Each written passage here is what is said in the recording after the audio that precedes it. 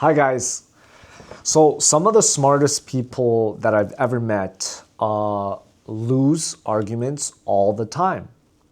Not because they're wrong and not because they lack intelligence, but because being right and being persuasive are two different, completely distinct skills. One of the biggest lessons that I learned through law school, through advocacy and communication, is that intelligence alone does not persuade people.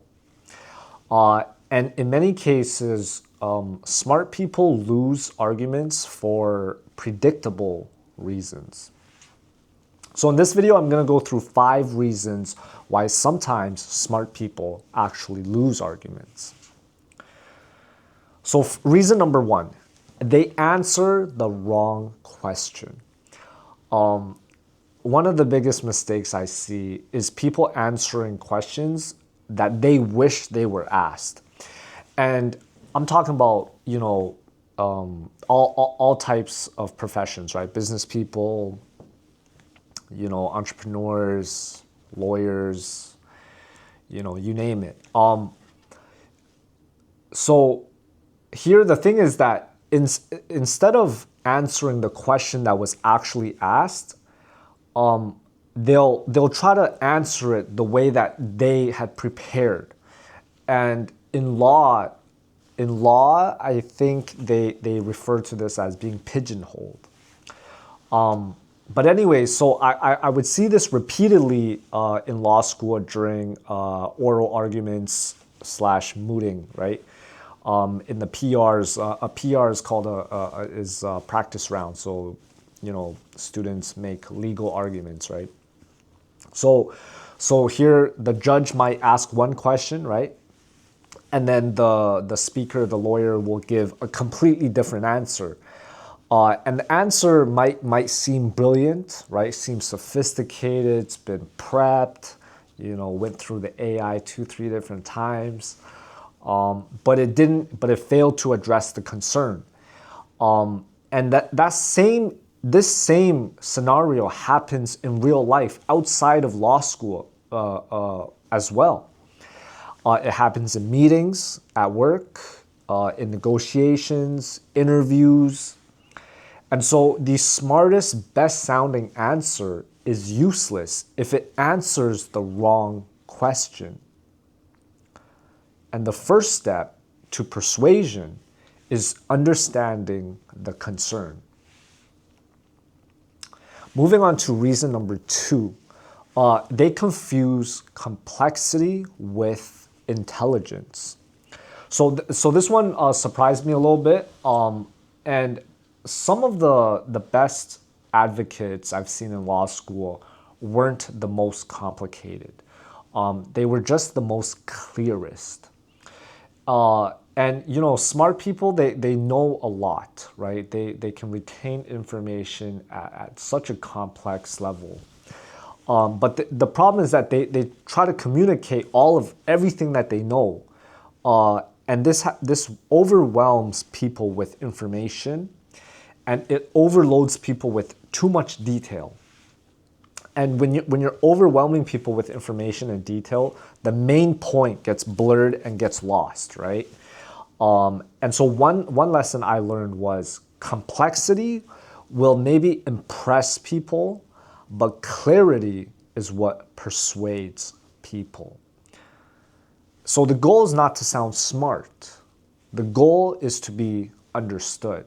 For example, like if you're a salesperson, right, and you're selling a laptop, right, you can tell the consumer, the average consumer, oh yeah, it's this gigabyte, runs on this model, this high tech, 2026 newest technology, and name out the specific, the Intel iCore, and you might impress them with your knowledge, product knowledge, which is important, but clarity, being clear about why this product is going to benefit them is better.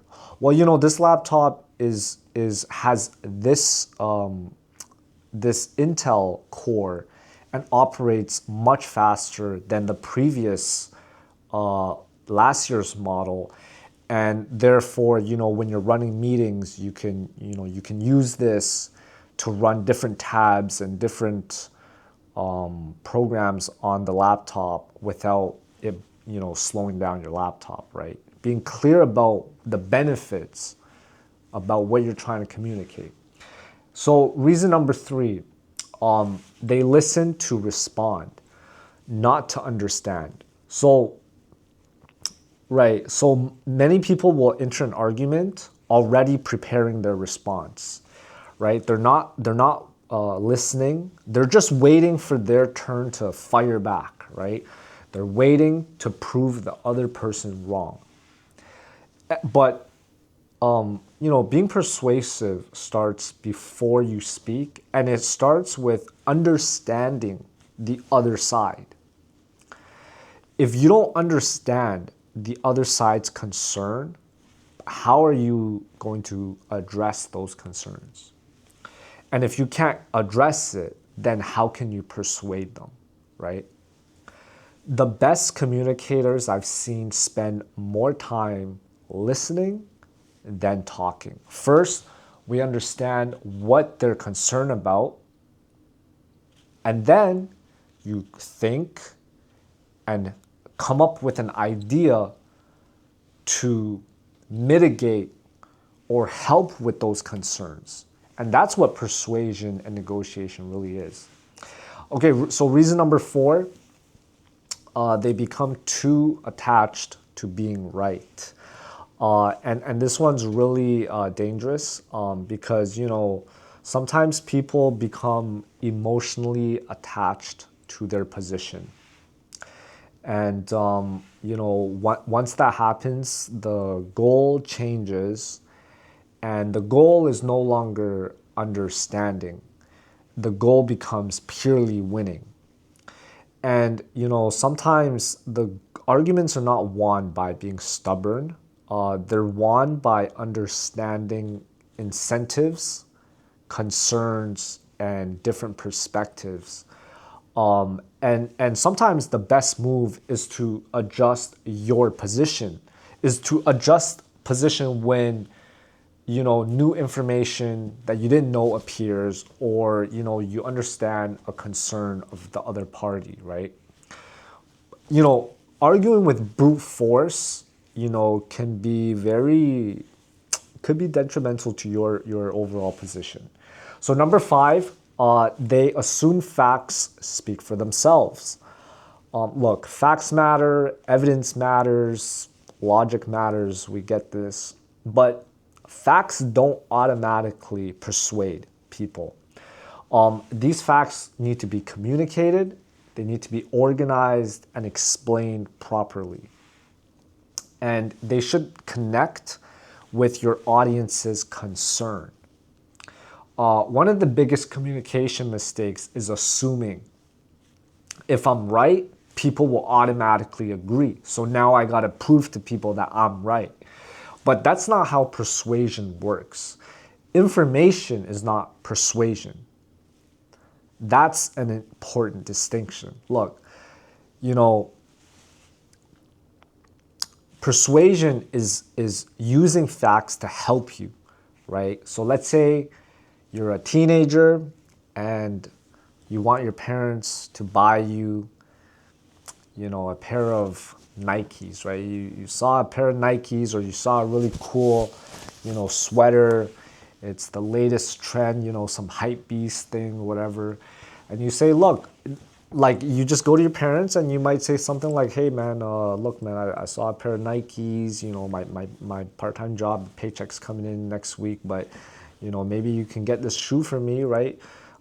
That way, you know, I can pay you back, but also because this is a new style that just dropped, and honestly, I think it'd be pretty cool if I got it and I went to school and I took some photos and I just showed my friends I got the new shoes, right? You can give at least 2 reasons to support and persuade. You don't just be like, yo, I want this pair of shoes because, you know, just for the sake of I want this pair of shoes.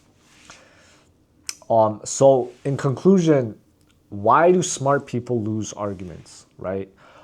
Intelligence and persuasion are different skills. You can be incredibly intelligent and still answer the question wrong, right? Communicate poorly, so you didn't actually get your points across. And then you're overwhelming people with too much detail and complexity because these things need to be communicated simply and clearly. And then you didn't really want to listen to the other party and their concerns.